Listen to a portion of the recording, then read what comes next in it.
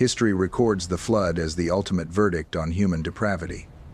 But what if I told you that before the rain ever touched the soil, another war was waged? A conflict so brutal, so gut-wrenching, that the heavens wept in silence long before the skies opened up. Visualize this scene. The ark sits half-finished, a skeletal vessel rising from the dust, encircled by roaring thunder and clouds that feel alien to this earth. In the distance, tangent-like silhouettes begin to stir. The Nephilim, the giants born of the forbidden union between angels and humans. They are powerful, enraged, and desperate. They have sworn a blood oath. The ark must never float. But as their army marches to crush hope, something descends from the firmament. A being radiant, solemn, and burning with ancient sorrow. An angel sent not to destroy, but to hold the line. To stem the tide of monsters, just long enough for Noah to finish God's work. His name was erased from the scrolls. But today, you will hear his saga. Because this isn't just Noah's story. It is the legend of the angel who stood as a shield between God's promise and the fury of his fallen children. It is a tale of loyalty, of heartbreak, and the heavy price of mercy. So, I have to ask, what happens when heaven commands one of its own to fight the offspring of angels? And when the floodgates finally open, who does that angel mourn for? Before we unravel this lost chapter, please like, subscribe, and hit the notification bell so you never miss a story from Bible Mysteries. Long before the world was swallowed by the deep, it was drowning in violence. The sky was still bright, the sun still warm, but the peace of Eden had vanished. The earth, once called good by its creator, had twisted into a nightmare. Men did not cultivate the land with gratitude. They pillaged it. And ruling over them were the Nephilim, tyrants born of thunder and flesh. These were no ordinary men. They were the biological offspring of the Watcher's angels, who had abandoned their heavenly posts out of lust for the daughters of men. They believed their descent was a harmless indulgence, but the fruit of that union was a power too great for the earth to contain. The Nephilim grew to nightmarish heights 15 feet tall with bones as dense as granite and voices that boomed across the plains. Initially, humanity worshipped them as heroes, captivated by their beauty and strength. But admiration quickly rotted into enslavement. The giants demanded to be treated as gods, carving their names into the bedrock of mountains. Everywhere they stepped, death followed. Ancient texts, like the Book of Enoch, describe an insatiable hunger. They consumed the harvest of mankind until there was nothing left. When the grain ran out, they turned on the animals, and finally, they began to feast on the very humans who worshipped them. Their appetite was endless, their cruelty unchecked. And for a long time, heaven did nothing but watch. For centuries, the loyal angels looked down in horror. They remembered the moment the Watchers fell, piercing the veil between dimensions in fire and shadow. They recalled the vibration of God's voice shaking the stars. My creation is corrupted. Yet, God waited. Mercy is always the first option, but even divine patience has a breaking point. By the time Noah was born, the world was a graveyard. The rivers were thick with blood. The air tasted of ash. Noah, the last man standing in righteousness, received a mission no one could comprehend: build an ark. And so, he labored. For 100 years, the sound of his hammer was the only rhythm of hope. Every plank laid was a sermon. Every nail driven was a warning. The world responded with mockery, especially the giants. They stood on the high peaks, jeering at him.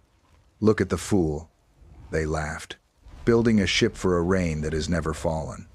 But as the deadline approached, the atmosphere shifted. The clouds bruised purple and black. The wind carried a metallic scent of judgment. The laughter died in the throats of the giants. They possessed spiritual sight, and they saw what men ignored: The stars were dimming, and a low frequency of doom began to hum across the horizon. Panic took root in the hearts of the Nephilim. They realized that this was not just a storm, it was an erasure. They looked at the unfinished ark and saw not a boat, but their own tomb. Desperation birthed a plan. Under the looming shadow of Mount Hermonth, very site of their father's rebellion, the Nephilim Council convened. Og, the ancient king of Bashan, stood up.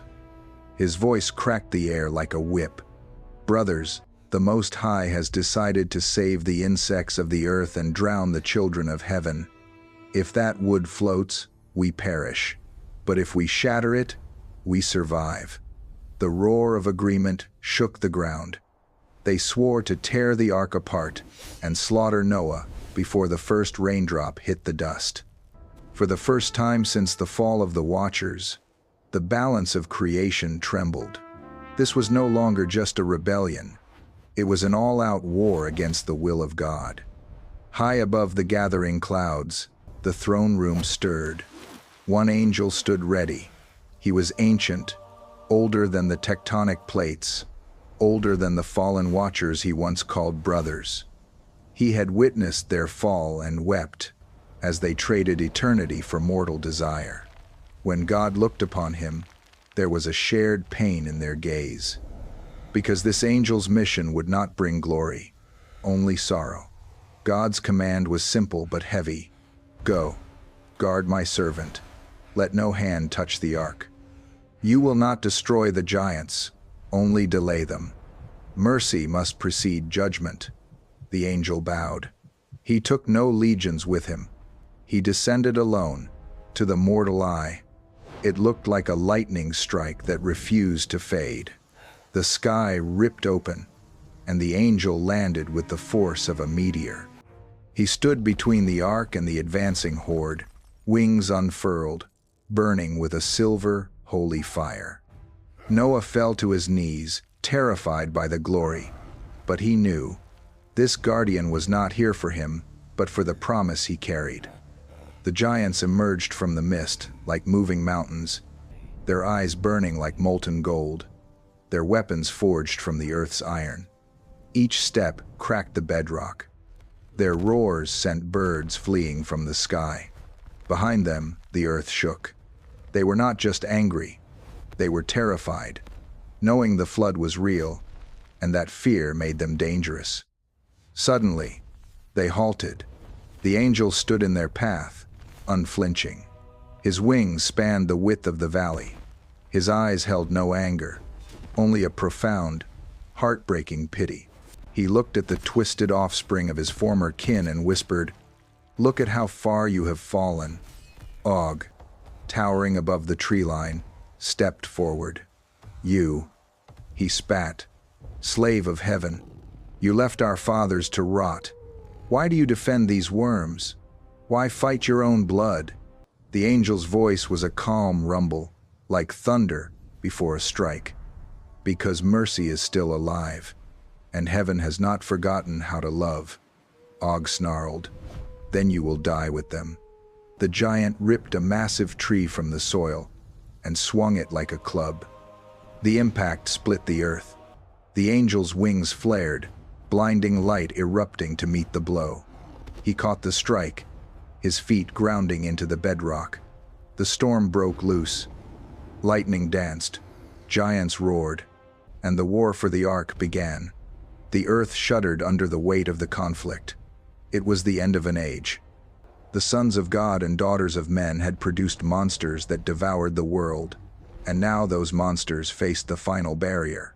As Noah continued to build, obeying the divine command, the Nephilim grew frantic. They sensed the end. The wind felt dead.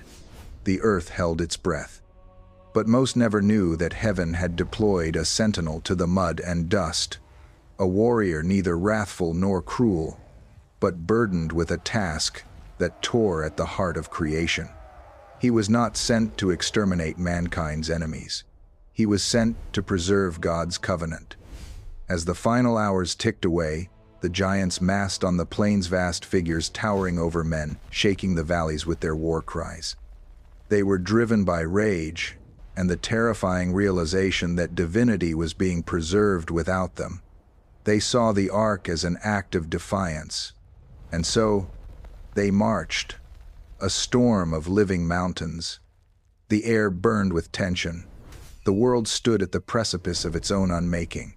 Then came the angel, descending through the gloom. He was a spear of light piercing the end of time. His glory shattered the shadows on the plains. His presence was a silent line drawn in the sand. You go no further. Heaven had marked this ground. The giants paused, feeling a force greater than their physical might, a power not of this world. Yet, pride refused to yield. The ground fractured as they advanced, raising weapons of bone and stone.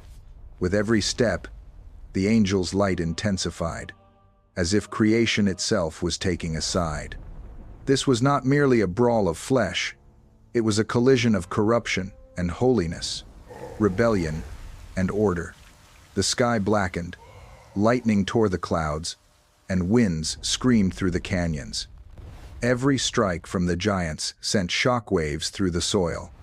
Every pulse of light from the angel disintegrated the shadows. Heaven and earth met in a singular duel. The angel stood alone, yet filled with the authority of the Creator. Every movement was an echo of divine will, breaking the pride of the fallen. This was not a battle for glory. It was a masterpiece of restraint. The angel's mission was preservation, not slaughter. He held back his infinite strength, unleashing only enough to protect the ark. In that balance, the fight became sacred. Every parry was a test of obedience. The giants fought with the fury of the damned, tearing up the land. But the ark remained untouched. They roared at the sky, but the floodgates were already unlocking above. Their wrath was unmatched, but it could not overpower the will of God. When the earth finally groaned and the mountains split, it wasn't the angel who struck them down, it was the verdict of the Almighty. The storm gathered behind the angel like a wall of divine fire. Thunder rolled, shaking the pillars of the earth. The angel looked up. His task was done. The ark was sealed. Noah was safe. The covenant held. Then came the rain. The first drop fell like a cold tear. The angel knew it was finished. The war ended in silence. The rebellion breathed its last. The giants turned to flee, but there was nowhere to go. The angel, the last beacon above a dying world, spread his wings and rose into the storm. He watched the waters reclaim what man and angel had ruined. He watched the ark rise, lifted not by the tide, but by grace. That day, heaven didn't just fight for humanity. It wept for the cost of saving it. Even in victory, the soul trembles. Sometimes, the hardest part of obedience is watching what must be lost for the promise to survive. The flood arrived, the voice of judgment roaring through the rushing water. The angel hovered above the rising chaos, wings stretched over the gray expanse. Below, the ark moved like a miracle, carried and held. As the water level surged, the angel knew his purpose was fulfilled. But heaven's victories are heavy. He saw valleys vanish, peaks swallowed, and the voices of the earth silenced under the roar of the deep. He saw what creation looks like when mercy withdraws. It wasn't vengeance filling the sky. It was mourning. The flood was a cleansing, a painful reset to give life a second chance. Yet, watching it was unbearable. Even in judgment, there were traces of innocence lost. The angel felt the Creator's grief rippling through the storm. This was heartbreak in divine form. The flood was heaven's tears made visible. For 40 days and 40 nights, the storm raged. The angel remained a silent sentinel above the world, his radiance dim behind the clouds. He did not sleep. He watched. He watched the oceans erase the horizon. He watched the breath of mankind swept away like dust. He watched silence claim the planet. In that quiet, he changed. He had seen rebellion and ruin, but this was the price of mercy. He understood that obedience isn't about triumph. It's about bearing the weight of necessity. He watched the ark, a small wooden vessel, holding the hope of the future. It was proof that God's purpose never ends in despair. He always preserves a door. When the waters peaked, land was a memory. Only sea and sky remained, trembling with power. In that vast emptiness, the angel felt peace. Emptiness creates space for new beginnings. Heaven was rebuilding creation with hope. As the days passed, the fury settled. The thunder softened, the clouds thinned, and pure, quiet light pierced the gray. The angel looked to the ark, now drifting peacefully toward the emerging mountains. Above it, the rainbow formed a covenant of remembrance, a reminder to heaven that justice must always be balanced with compassion. The angel knew his watch was ending. His mission was complete. Life was preserved. As he ascended through the fading mists, his heart carried the echo of the witness, the cries, the silence, the cost. He rose through clouds still damp with rain, entering the threshold of heaven. He looked back one last time. The world was quiet, reborn through pain. Below, in the ark, the breath of mankind continued. The angel realized this is what salvation looks like, not without sorrow, but shaped by mercy and justice intertwined. Heaven closed its gates. The flood receded. The earth began again. A new covenant was written in the water, stating that God can end all things, but he always chooses to begin again. When the waters rested and the thunder faded, heaven called its warrior home. The angel rose, weary and radiant, through the mist. His wings, once bright with judgment, now bore the weight of memory. Beneath him lay a scarred world. Above, the glowing gates of dawn. He was not the same being who had descended. He left as a soldier. He returned as a witness, burdened and thoughtful. When an angel sees the cost of judgment, even holiness trembles. He entered the courts of light, and all was silent. No cheers, no songs, only a reverent stillness. The host of heaven knew. The grief of the flood rippled through the celestial realms. The air was heavy with understanding. And then, the silence of God. No thunder, no decree, just a deep, sacred quiet. Even the Almighty pauses after judgment, feeling the ache of discipline. The angel stood before the throne, silent. He had no words. He simply lowered his wings in reverence for the mystery. Heaven seemed to weep, streams of light falling like rain, reflecting the sorrow and beauty of justice. For a moment, eternity felt fragile, alive with the weight of mercy. Then a light descended, soft, steady, unburning. It surrounded the angel with truth. The mission was never about wrath. It was about preservation, protecting the seed of hope.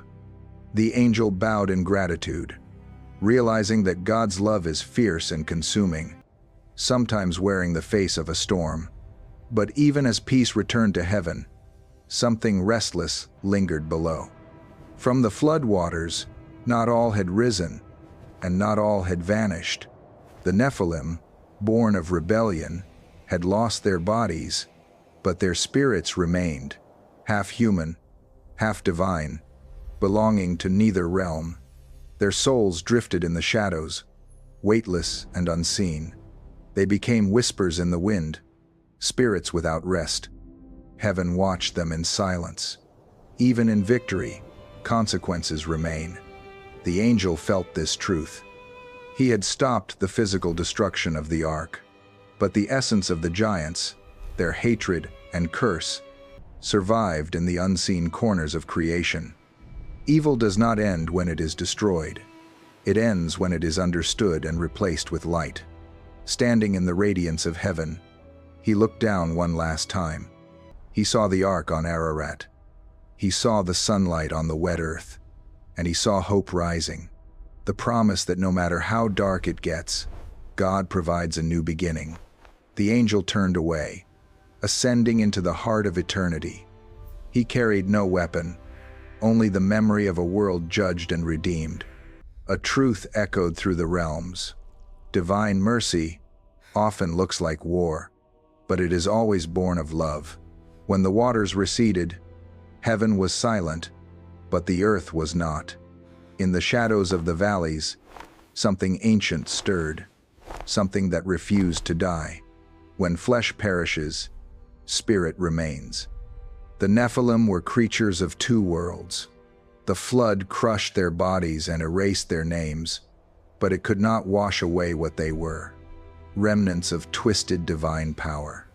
The Bible hints, and books like Enoch reveal, the souls of the giants became evil spirits upon the earth, condemned to wander, hungry, and cut off from heaven. They became the first demons, the shadows, that would haunt humanity. The angel knew this. He could feel their whispers reaching even to the gates. He had fought their strength. Now he faced their spirit. They drifted like smoke, unseen but near, murmuring in dreams, feeding fear. The angel realized victory was not eradication, but containment. God had confined evil, giving it boundaries and time, so mankind could be tested and refined. This revelation tore at the angel. Why allow corruption to survive? Hadn't the flood washed away sin?